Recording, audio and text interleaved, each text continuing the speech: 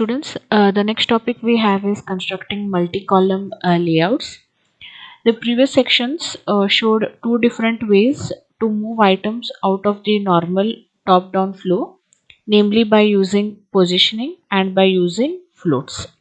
Okay, so we were able to move the elements from its normal flow by using which all properties, the positioning properties and the float property. They are the raw techniques that you can use to create more complex layouts. Okay, so we'll see some other techniques for constructing multi-column layouts. The first one is using floats to create columns. We'll be using the float property here to create columns.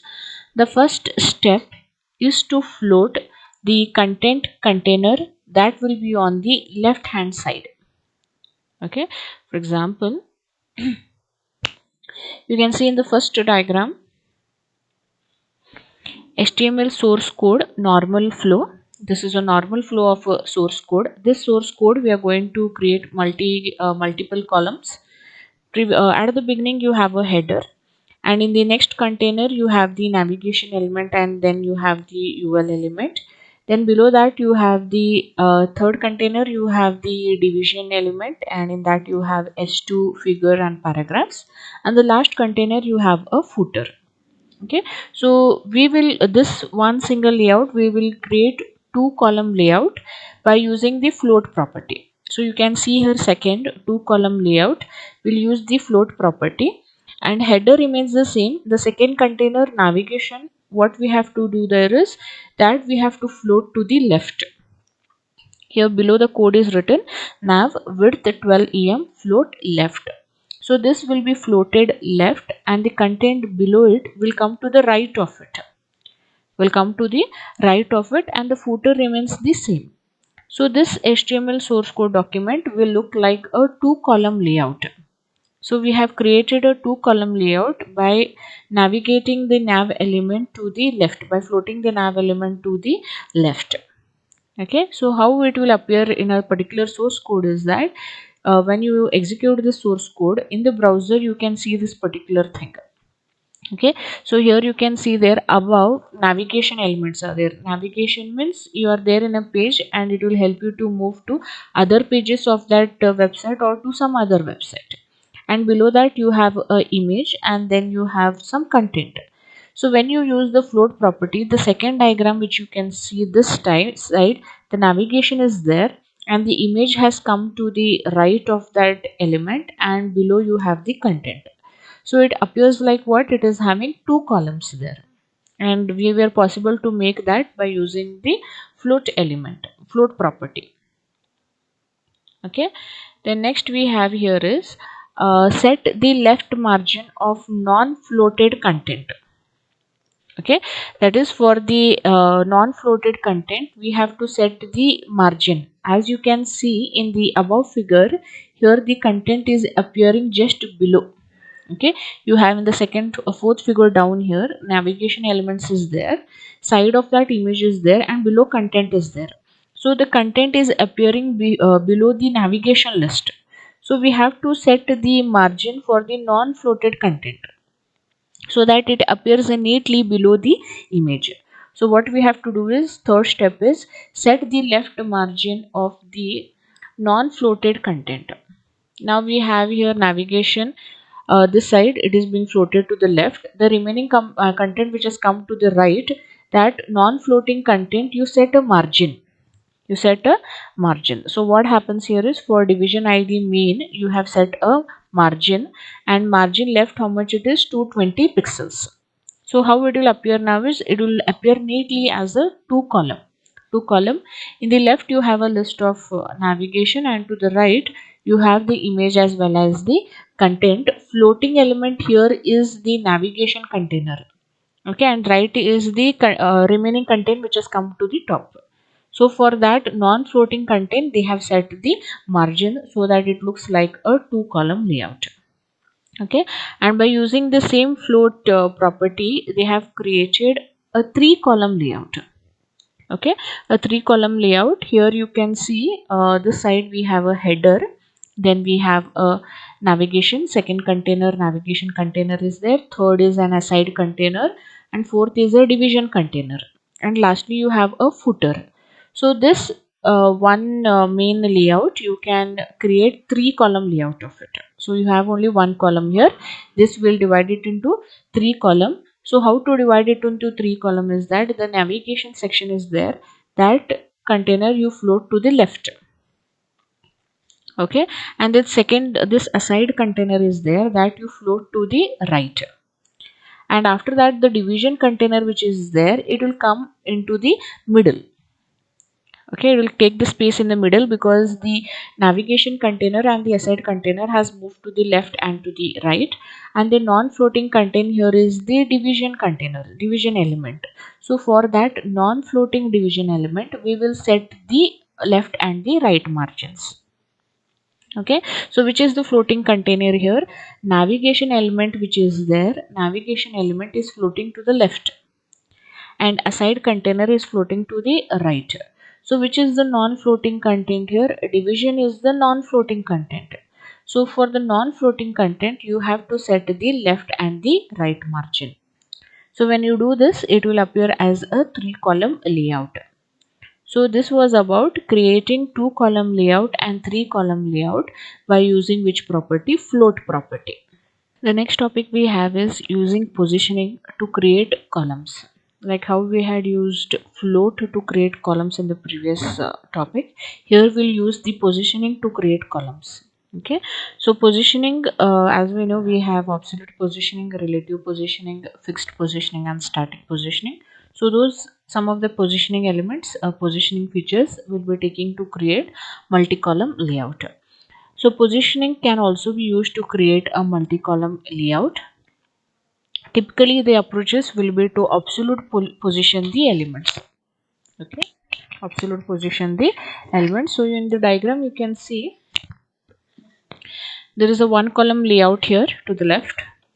We have a header. Division ID is equals to container. Inside that are nested 3 more elements. One is the division element. Then we have the nav element, aside element, and then we have the footer element. So what we are doing here is, header is there, the division ID container that will position to relative, and next the nav which is there.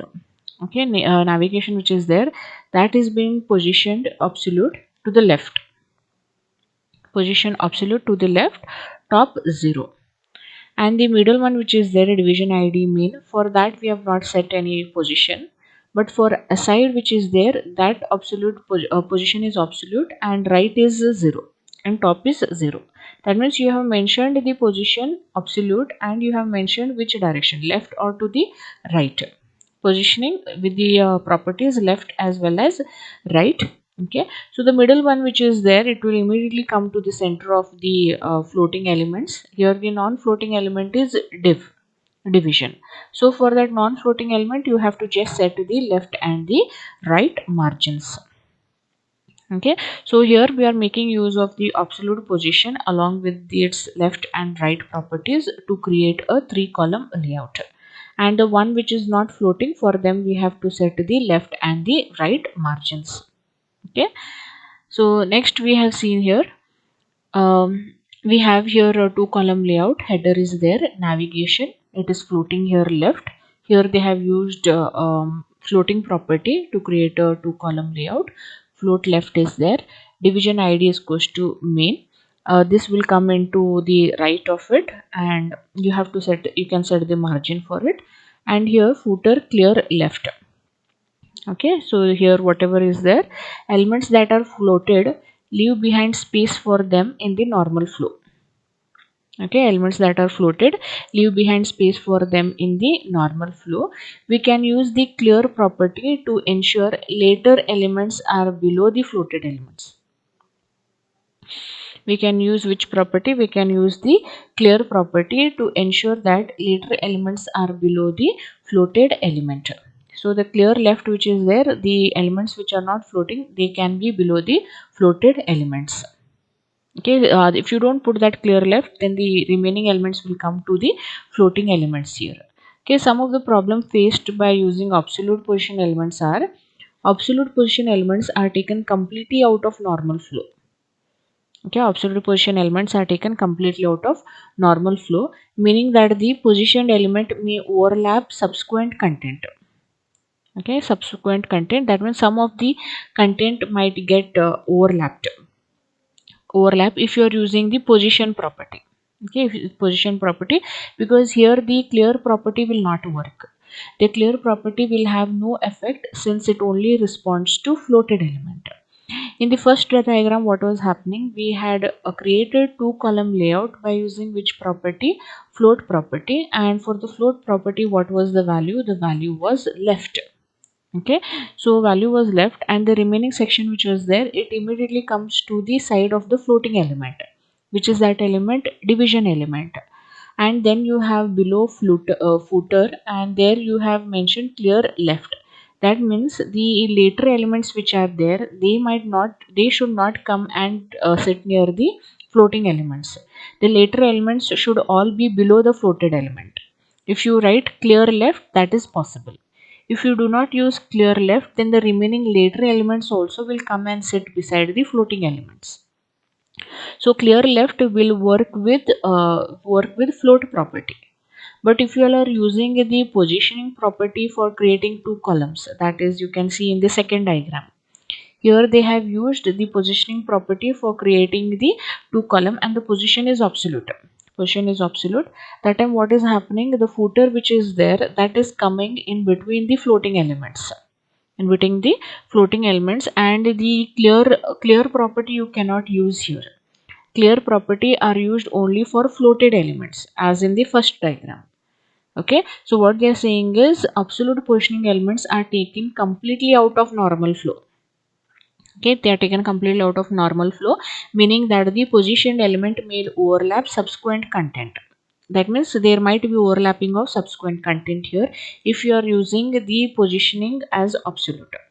So here the clear property will have no effect. In the second diagram, clear property will have no effect because they work only with the float property. So that time what we have to do is, one solution is given here.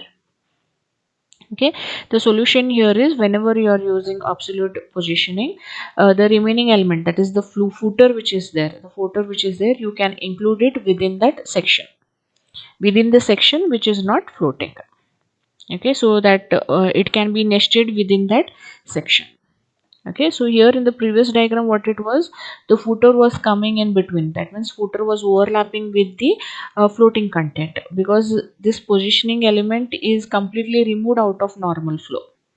Okay, so to avoid this, you can use this footer inside the second section which is not floating. So this was the topic of creating multi-column layouts using the float property as well as the positioning property.